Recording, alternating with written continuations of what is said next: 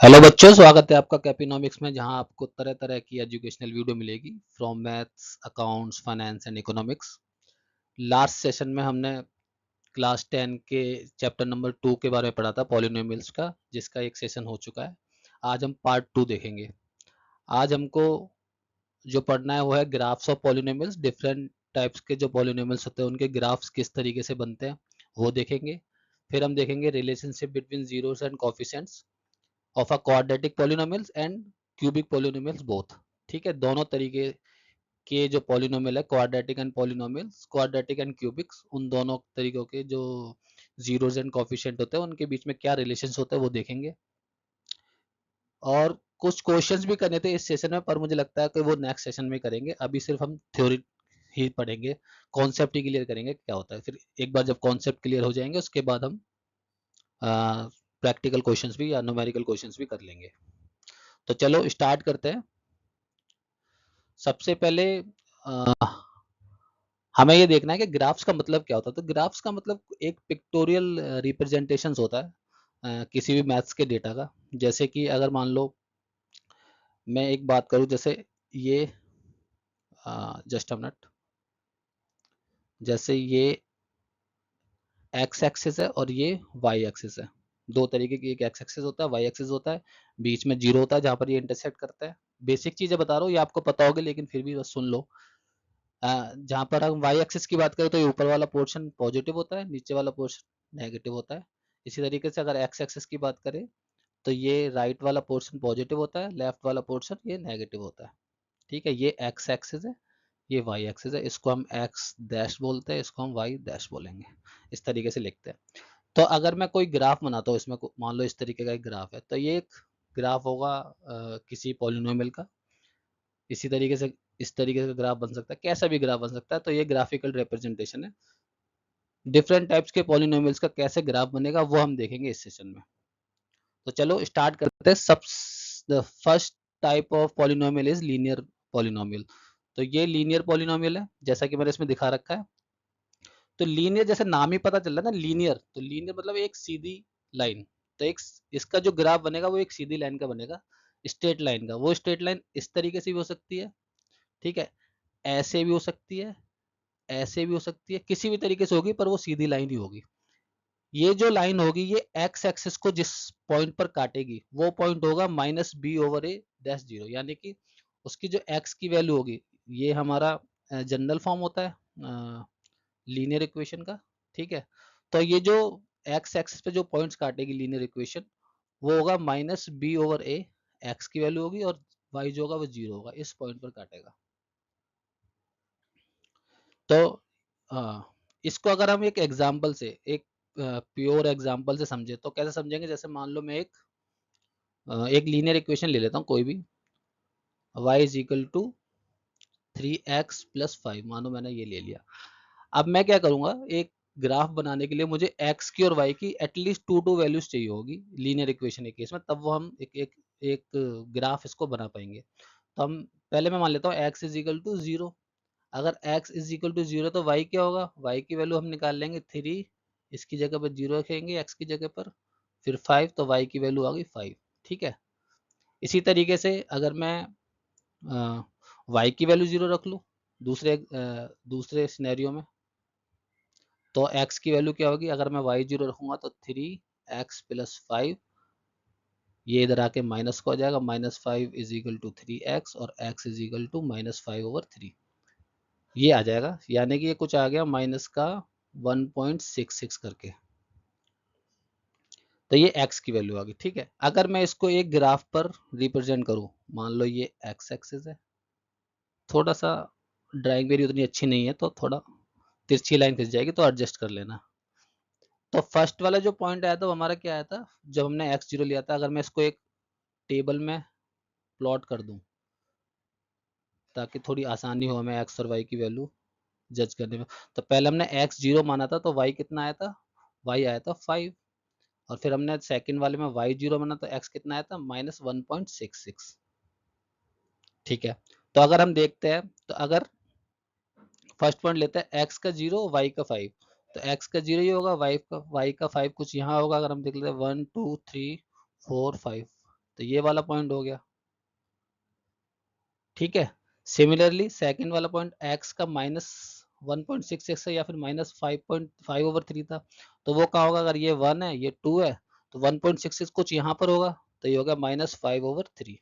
अगर मैं इन दोनों लाइंस, इन दोनों पॉइंट्स को ऐसे करके एक लाइन से मिला दूं तो ये हमारी लीनियर इक्वेशन होगी किसकी? y = 3x + 5 की, ठीक है। अगर आप देखोगे तो इसने x एक्सिस को कहाँ पर काटा है? -5/3, यानी कि जो मैंने पहले बताया था -b/a0, -b/a अगर आप यहाँ करोगे तो क्या आएगा? b a ये a है, ये b है, तो -b/a क्या होगा? -5/3। तो वहीं पर उसने x एक्सिस को कट किया है। तो ये था एक लीनियर इक्वेशंस का ग्राफ किस तरीके का दिखता है। अच्छा, ग्राफ जैसे मैंने बताया था ये जरूरी नहीं है इसी डायरेक्शन में होगा, ये इस डायरेक्शन में भी हो सकता है, इस डायरेक्शन में भी हो सकता है, इस डायरेक्शन में भी हो सकता है, होगा लीनियर ही, एक स्ट्रेट लाइन ही होगा। डिपेंड करेगा कि x और y की वैल्यू हम क्या क्या ले रहे हैं, या फिर उस इक्वेशन पे डिपेंड करेगा, पॉलिनोमियल पे डिपेंड करेगा कि पॉलिनोमियल किस तरीके का है। डिफरेंट टाइप के पॉलिनोमियल जो होंगे वो डिफरेंट टाइप के ग्राफ्स को ही रिप्रेजेंट करेंगे। आई होप लीनियर पॉलिनोमियल का जो ग्राफ है वो आपको समझ में आ गया होगा। बहुत ही सिंपल सा कॉन्सेप्ट है, इसमें ज्यादा कुछ समझने वाली बात है भी नहीं वैसे। तो नेक्स्ट जो हम देखेंगे वो देखेंगे क्यूबिक क्वाड्रेटिक पॉलिनोमियल का ग्राफ कैसा होता है। इसमें आप इस वाले स्लाइड्स में आप दो तरीके के ग्राफ देख रहे होंगे। फर्स्ट ग्राफ तो ये है जो यू की तरह दिख रहा है, और एक सेकंड ग्राफ है जो उल्टा यू दिख रहा है। इसको हम बोलते हैं ओपन अपवर्ड, इसको बोलते हैं ओपन डाउनवर्ड। ये डाउनवर्ड की तरफ ओपन है और ये अपवर्ड की तरफ ओपन है। क्वाड्रेटिक इक्वेशन की जो फॉर्म होती है वो ये होती है, हमने लास्ट क्लास में देख ही लिया, ax² + bx + c, ठीक है। ये वाला जो सीधा यू जो होता है, जो ओपन अपवर्ड होता है, वो कब होता है? जब इसमें जब x² का जो कोफिशिएंट होगा वो पॉजिटिव रियल नंबर होगा, यानी कि जो a होगा वो पॉजिटिव रियल नंबर होगा। अगर वो पॉजिटिव रियल नंबर है तो सीधा u की तरीके का एक पैराबोला बनेगा, इसको पैराबोला ही बोलते हैं। जो u टाइप की शेप होती है, इस तरीके की जो शेप होती है, इसको पैराबोला ही बोलते हैं। चाहे वो इस तरीके से बने, चाहे वो ऐसे बने, इसको पैराबोला बोलते हैं, ठीक है। तो जो ओपन अपवर्ड पैराबोला होगा वो तब होगा जब a की वैल्यू पॉजिटिव रियल नंबर होगा, यानी कि x² का जो कोफिशिएंट है वो पॉजिटिव रियल नंबर होगा। अगर x² का कोफिशिएंट माइनस रियल नंबर है, नेगेटिव रियल नंबर है, a की वैल्यू अगर माइनस है, तो फिर जो पैराबोला बनेगा वो उल्टा बनेगा, रिवर्स दिशा में बनेगा, ठीक है। इसको हम ओपन डाउनवर्ड बोलते हैं, उल्टा यू बनेगा। एक चीज और याद रखना इसमें कि क्योंकि इस x² में क्वाड्रेटिक इक्वेशन में जो x के जीरोस होते हैं वो मैक्सिमम 2 हो सकते हैं, अल्फा एंड बीटा, राइट। ये भी मैंने लास्ट क्लास में बताया था। तो जब भी इसके रूट 2 होंगे, रियल रूट 2 होंगे, तो वो x की लाइन को या x एक्सिस को दो जगह पर कट करेगा, जैसे इसमें दिख रहा है हमें, ठीक है। अगर आप यहाँ देख पा रहे हो ये x एक्सिस को कट नहीं कर रहा है, इसका मतलब क्या है कि ये एक ऐसी क्वाड्रेटिक इक्वेशन का ग्राफ है जिसके रियल रूट है ही नहीं, जिसके कोई भी रूट्स नहीं है। ऐसी भी आप आगे देखोगे आगे क्लासेस में कि क्वाड्रेटिक इक्वेशंस में कई तरह के होते हैं। 3 सिनेरियो बनते हैं जिसमें रूट्स या तो इक्वल होंगे, या फिर उसके रूट्स होंगे नहीं, अनरियल होंगे, या फिर रूट्स रियल रियल होंगे। तो ये जो आप देख रहे हो ये ऐसी क्वाड्रेटिक इक्वेशन का ग्राफ है जिसके जो रूट है वो अनरियल है, रियल है ही नहीं, ठीक है। रियल अनरियल क्या होता है वो भी हम देखेंगे जब हम क्वाड्रेटिक इक्वेशंस को या क्वाड्रेटिक पॉलिनोमियल्स को आगे सॉल्व करेंगे। ये जो ग्राफ है ये आप ऐसी क्वाड्रेटिक पॉलिनोमियल का देख रहे हैं जिसके दो रियल रूट्स है।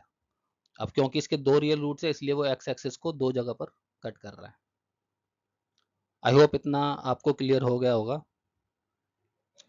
एक बार फिर से बता दूं कि जो पैराबोला जो होगा अगर वो ओपन अपवर्ड है तो फिर उसका x² जो होगा वो पॉजिटिव होगा, इस तरीके से बोल सकते हैं हम। अगर वो ओपन डाउनवर्ड है तो इसका जो x² का कोफिशिएंट होगा या a की जो वैल्यू होगी वो नेगेटिव होगी। ये था क्वाड्रेटिक पॉलिनोमियल्स के दो टाइप्स के ग्राफ, ठीक है। इसका हमेशा ग्राफ बनेगा वो पैराबोला शेप में, यू शेप में बनेगा। वो यू शेप किसी भी तरीके की हो सकती है। अब हम नेक्स्ट इसके जो कुछ प्रॉपर्टीज है या फिर कुछ इंपॉर्टेंट पॉइंट्स है क्वाड्रेटिक पॉलिनोमियल्स के ग्राफ्स के वो देख लेते हैं। जैसा कि मैंने बताया, देखो अगर कोफिशिएंट ऑफ एक्स स्क्वायर अगर पॉजिटिव है, पॉजिटिव रियल नंबर है, तो ग्राफ का जो होगा वो ओपन अपवर्ड होगा, पैराबोला जो होगा वो ओपन अपवर्ड होगा, ठीक है। ऐसे ही अगर एक्स स्क्वायर का कोफिशिएंट नेगेटिव रियल नंबर है, तो ग्राफ जो होगा वो, जो पैराबोला होगा वो ओपन डाउनवर्ड होगा, नीचे की तरफ होगा ऐसे, ये होगा ऊपर की तरफ ऐसे। अच्छा, if the quadratic equation has two zeros alpha and beta, it will cut axis at alpha 0 and beta 0। जैसे मैंने बताया था कि अगर इसके दो रियल रूट्स हैं, दो रियल जीरोस हैं, तो ये जो पैराबोला होगा या फिर जो इसका चार्ट होगा, जो इसका ग्राफ होगा, वो एक्स एक्सिस को अल्फा 0 और बीटा 0 पर काटेगा, इस तरीके से, ठीक है। ये अल्फा 0, ये बीटा 0 यहाँ पर काटेगा, ठीक है। ऐसा भी हो सकता है, इस तरीके से ही बन सकता है, ऐसे इस तरीके से बन सकता है। तो ये एक अल्फा ये रूट हो गया, इसका ये बीटा रूट, ये इसका 0 हो गया, एक ये 0 हो गया, दो 0 होंगे, ठीक है। अच्छा, वर्टेक्स क्या होता है, पहले मैं वर्टेक्स समझा दूं आपको। जैसे मान लो ये ग्राफ है, ये पैराबोला बन गया, तो इसका जो ये ऊपर का पॉइंट होता है टच, इसको हम वर्टेक्स बोलते हैं, ठीक है। तो ये भी कोई ना कोई पॉइंट्स तो होता ही होगा। तो ये पॉइंट्स क्या होता है, ये पॉइंट्स हम निकाल सकते हैं डायरेक्टली इक्वेशन से या पॉलिनोमियल से, इस तरीके से minus b over 2a x की वैल्यू और minus d over 4a y की वैल्यू। और डी क्या होता है, डी होता है B square minus 4ac। Okay, जैसे मैं समझाता हूँ। मान लो एक इक्वेशन है x square plus 5x plus 6, ये एक पॉलिनोमियल है, क्वाड्रेटिक पॉलिनोमियल। तो अगर मैं इसकी वर्टेक्स निकालूं, तो वर्टेक्स क्या होगी, माइनस बी ओवर 2a।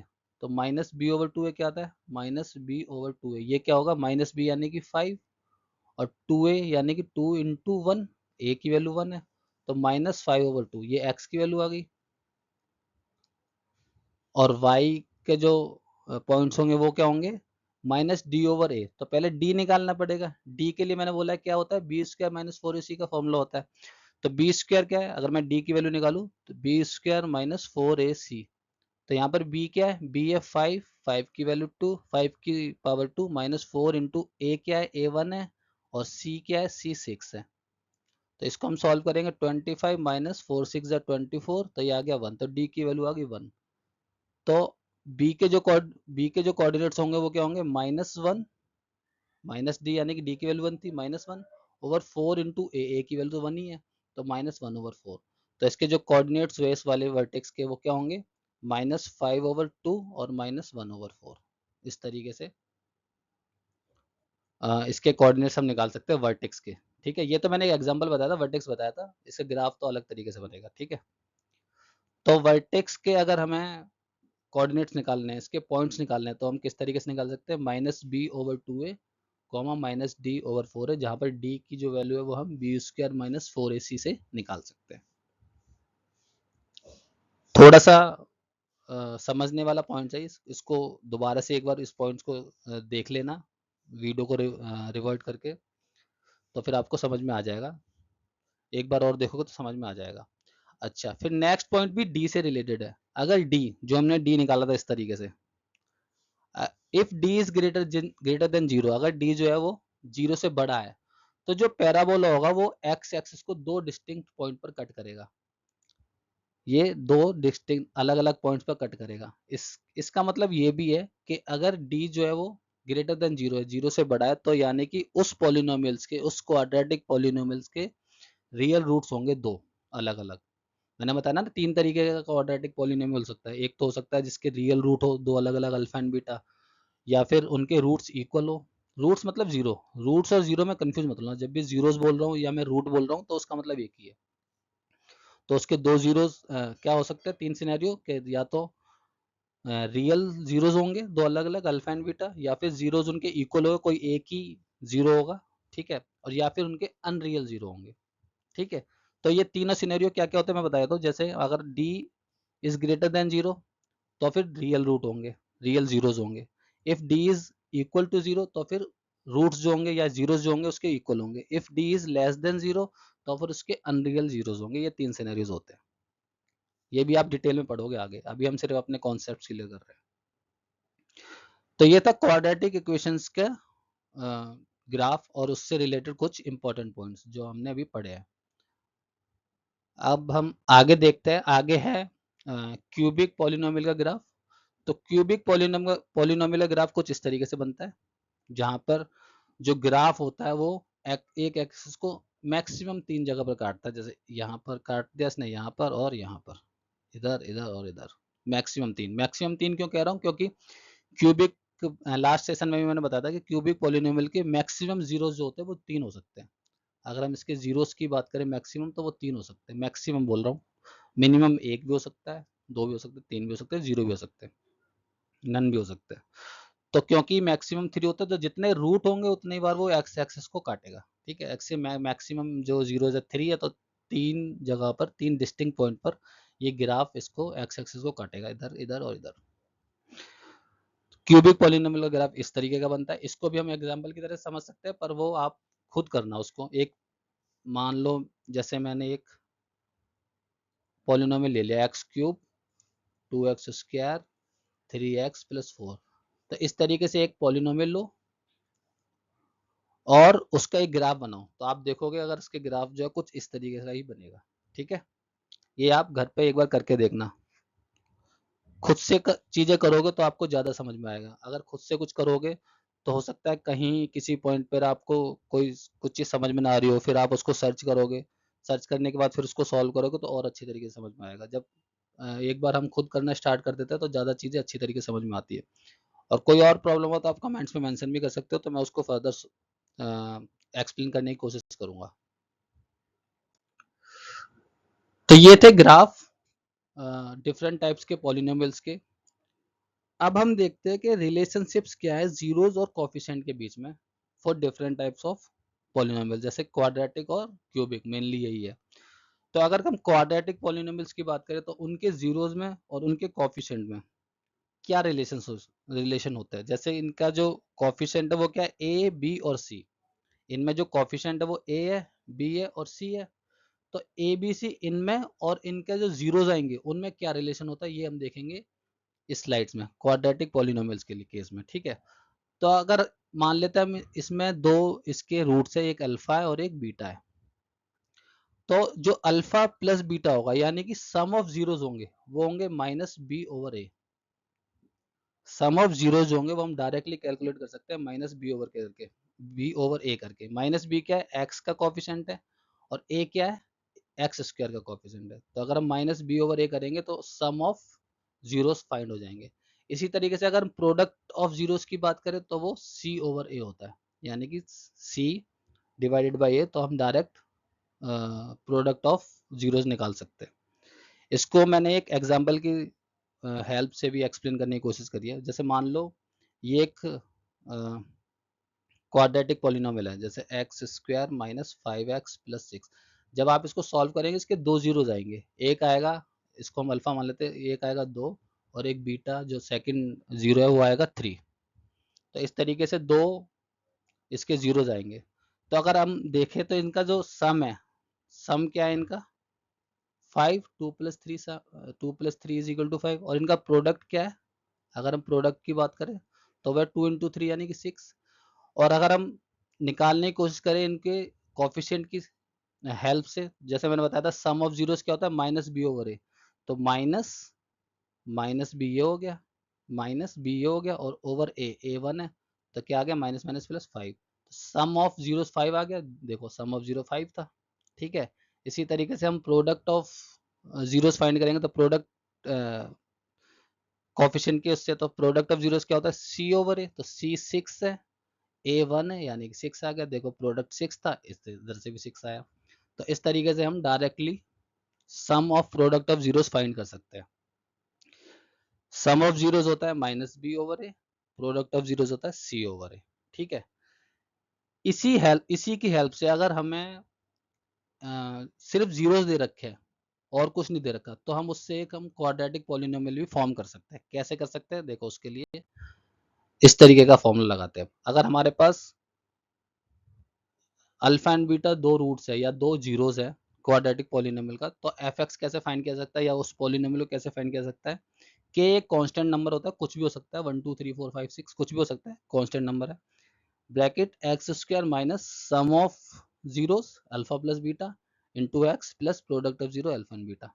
इस तरीके से आप देख सकते हो के x square minus sum of zero x plus product of x. जैसे कि अगर मैं बात करूं, मान लो मेरे पास 3 एंड 4 ये दो जीरोस दे रखे हैं, ठीक है, और इससे मुझे एक क्वाड्रेटिक पॉलिनोमियल फाइंड करना है। तो मैं कैसे फाइंड करूंगा, f x is equal to k कोई भी कांस्टेंट हो सकता है x square minus sum of zero, sum क्या है 3 एंड 4 7, तो 7x plus product of zero 3 into 4 12। तो ये हमारे क्वाड्रेटिक पॉलिनोमियल बन जाएगा सिर्फ इसकी हेल्प से, जीरोस की हेल्प से। तो ये रिलेशंस था क्वाड्रेटिक पॉलिनोमियल के केस में जीरोस और कोफिशिएंट्स का, ठीक है। नेक्स्ट हम देखते हैं, अगर आपको स्पीड ज़्यादा लग रही हो कि मैं ज़्यादा फास्ट चल रहा हूँ, तो आप रिवाइंड कर करके भी देख सकते हैं वीडियोस को ना। तो क्या वीडियोस का यही तो एक एडवांटेज है कि कहीं भी कोई पॉइंट समझ में नहीं आ रहा तो आप उसको पॉज करके फिर से देख सकते हो। तो एक अच्छा एडवांटेज है वीडियोस का। तो नेक्स्ट जो जीरोज और कोफिशिएंट के बीच में रिलेशनशिप देखेंगे वो हम देखेंगे क्यूबिक पॉलिनोमियल्स की। तो क्यूबिक पॉलिनोमियल की जनरल फॉर्म होती है, मैंने लास्ट टाइम भी बताया था लास्ट क्लास में, वो क्या होती है, जैसे मान लो a x cube plus b x square plus c x plus d, इस तरीके की इसकी जनरल फॉर्म होती है, जिसमें हाईएस्ट पावर जो होती है वो 3 होती है। तो अगर इसके मैंने ये भी बताया था लास्ट क्लास में कि इसके मैक्सिमम 3 रूट्स हो सकते हैं या 3 जीरोस हो सकते हैं, अल्फा मान लेते हैं, बीटा एंड गामा, इस तरीके से मान लेते हैं, ठीक है। तो अगर ये 3 रूट्स है या 3 जीरोस है, तो सम ऑफ जीरोस क्या होगा, alpha beta plus gamma, alpha plus beta plus gamma कैसे निकाल सकते हैं, माइनस बी ओवर ए करके, माइनस बी ओवर ए। इस तरीके से हम तीनों जीरोस का सम निकाल सकते हैं अगर हम सम की बात करें तो, ठीक है। अगर मैं sum of product of zeros taken two at a time, यानी कि किन्हीं भी दो जीरोस को लेके फिर उनका सम निकालूं, प्रोडक्ट करके सम निकालूं, जैसे अल्फा प्लस बीटा, इनका प्रोडक्ट किया, इनके प्रोडक्ट को बीटा गामा और इनके प्रोडक्ट को गामा अल्फा, इन तीनों का जब मैं सम करूंगा तो मैं डायरेक्ट निकाल सकता हूँ minus b sorry c over a करके, ठीक है। यानी कि अगर 3 जीरोस है एक क्यूबिक पॉलिनोमियल्स के, अल्फा बीटा एंड गामा, तो alpha into beta plus beta into gamma plus gamma into alpha is equal to c over a. इनका जो सम होगा, प्रोडक्ट का सम होगा, वो सी ओवर ए होगा 3 रूट्स के केस में, ठीक है। फिर है product of zeros. Product of zeros क्या होता है, जैसे alpha into beta into gamma. अगर मैं प्रोडक्ट ऑफ जीरोस निकालना चाहता हूँ तो माइनस डी ओवर ए करके मैं इनका प्रोडक्ट ऑफ जीरोस भी फाइंड कर सकता हूँ। तो ये भी कुछ थोड़ा थोड़ा सा क्वाड्रेटिक पॉलिनोमियल्स की तरह है ही है, लेकिन इसमें क्योंकि एक जीरो एक्स्ट्रा आ गया इसलिए इसके कुछ फॉर्मूलेस भी चेंज हो गए हैं, और इसमें क्योंकि टर्म्स भी ज़्यादा होते हैं, पावर भी ज़्यादा होती है, इस तरीके से। तो इसमें 3 चीज़ें, जैसे क्वाड्रेटिक पॉलिनोमियल में सिर्फ 2 ही चीज़ याद रखने वाली बात है कि सम ऑफ जीरोस, एक प्रोडक्ट ऑफ जीरोस। यहाँ पर हमें 3 फॉर्मूले याद रखने चाहिए या याद रखने पड़ेंगे। वो है एक सम ऑफ जीरोस का, ये वाला, एक sum of product of zeros taken two at a time, यानी कि ये alpha into beta plus beta into gamma plus gamma into alpha, और एक है प्रोडक्ट ऑफ जीरो, यानी कि तीनों का product alpha into beta into gamma. तो तीनों के फॉर्मूले, इन्हीं तीनों के फॉर्मूलों की हेल्प से हम इसकी जो पॉलिनोमियल है उसको फॉर्म भी कर सकते हैं, जैसे हमने क्वाड्रेटिक पॉलिनोमियल के केस में देखा था। यानी कि अगर हमें तीनों रूट्स दे रखे हो या तीनों जीरोस दे रखे हो तो उसकी हेल्प से हम पॉलिनोमियल को फॉर्म कर सकते हैं। ठीक है, फिर हम देख लेते हैं एक बार कैसे जो क्यूबिक पॉलिनोमियल है वो फॉर्म कर सकते हैं अगर हमें तीनों रूट्स जो है वो गिवन हो। ठीक है, एक मिनट मैं जरा इसको सिलेक्ट कर लूँ, ये हो गया। अगर मेरे पास मान लो वही जो 3 रूट्स दे रखे, एक अल्फा है, एक बीटा है और एक गामा है, तो मुझे क्या चीज़ चाहिए होगी, सबसे पहले मुझे alpha plus beta plus gamma होगा, जो कि मैंने बताया कैसे निकलता है। फिर मुझे alpha beta plus beta gamma plus gamma alpha निकालना पड़ेगा, अगेन लास्ट स्लाइड्स में दिए हुए फॉर्मूले के अकॉर्डिंग। और फिर मुझे इनका प्रोडक्ट निकालना पड़ेगा, alpha into beta into gamma. जब मेरे पास ये तीनों चीज़ें आ जाएगी तो मुझे सिंपली इस इक्वेशन में पुट कर देनी है इनकी वैल्यू, और मेरे पास एक पॉलिनोमियल की जो एक्सप्रेशन है वो निकल के आ जाएगी, या पॉलिनोमियल इक्वेशन निकल के आ जाएगी।